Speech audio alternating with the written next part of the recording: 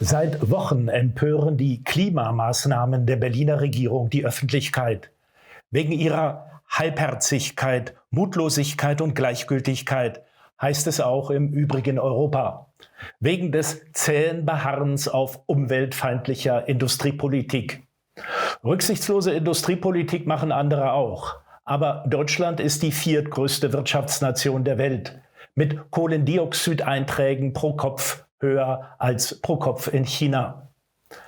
Was von der neuen deutschen Klimapolitik zu erwarten war, konnte man ahnen, als die deutsche Bundeskanzlerin im Februar 2019 die Massenproteste der Schüler in Verbindung mit hybrider Kriegführung brachte. Und die hybride Kriegsführung seitens Russlands ist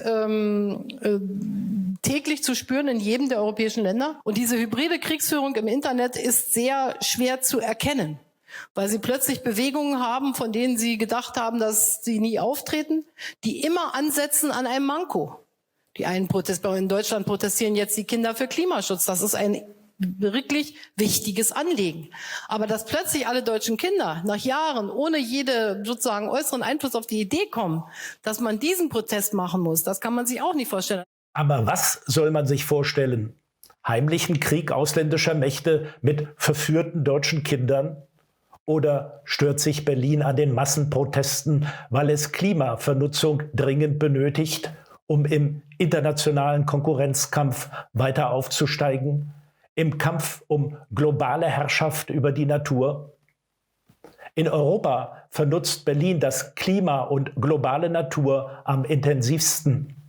Was sich auf den europäischen Straßen abspielt, der ständig zunehmende Warenverkehr, wird von der ökonomischen Dynamik getrieben, über die Berlin in ganz Europa gebietet, bis in den Nahen Osten.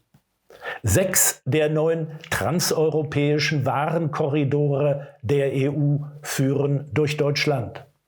Sie gehen auf Entwürfe aus der NS-Zeit zurück. Aber das ist nichts Nazispezifisches. Es ist nur das Kontinuum deutscher Wirtschaftsmacht und Giftproduktion in Europa über sämtliche deutschen Regime der vergangenen 100 Jahre. Der deutsche Warenhandel rollt heute wie auf einem Güterfließband und verstopft die deutschen Nachbarstaaten. Österreich ist in einem Umfang betroffen, der temporäre Grenzsperren provoziert. Aber auf seinem eigenen Territorium verzögert Deutschland den Ausbau der Schiene für Entlastungsstrecken. Das Bahnnetz wurde massiv verkürzt. Die Bundesrepublik verschiebt die Folgen ihres industriellen Raubbaus an der Natur auf andere Staaten. Damit ist sie nicht alleine. Aber in der UNO prahlt ihr Außenminister mit einer Nachhaltigkeitsallianz, um das Rennen gegen den Klimawandel nicht zu verlieren. Derweil kaufen sich deutsche Industrieunternehmen Ablassbriefe für den Handel mit Umweltgiften, auch durch Zahlungen an arme und deindustrialisierte Staaten. Wer mit einem Ablassbrief der EU in Entwicklungsländern investiert, erhält einen Giftrabatt. An ihren europäischen Standorten dürfen die Industrieunternehmen wie bisher produzieren und umweltschonende Kosten sparen. Arme Staaten werden als Klimareserve für die Reichen benutzt.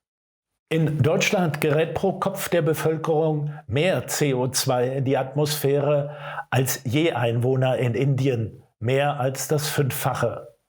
Trotzdem werden Südamerika, Afrika und China als Umweltsünder gebrandmarkt. Aber an der industriellen Aufheizung der Atmosphäre waren sie 200 Jahre kaum beteiligt. Sie lebten im kolonialen Agrarelend, als die Kolonialherren mit dem Ertrag dieses Elends in ihren Heimatstaaten reich wurden, mit Kohle und brennbarer Biomasse jeder Art. Es sind diese industriellen Umweltexzesse in der westlichen Welt, die das fossile Giftpotenzial überhaupt zum ersten Mal aufbliesen. Und Hunderttausende zahlten dafür mit ihrer Gesundheit.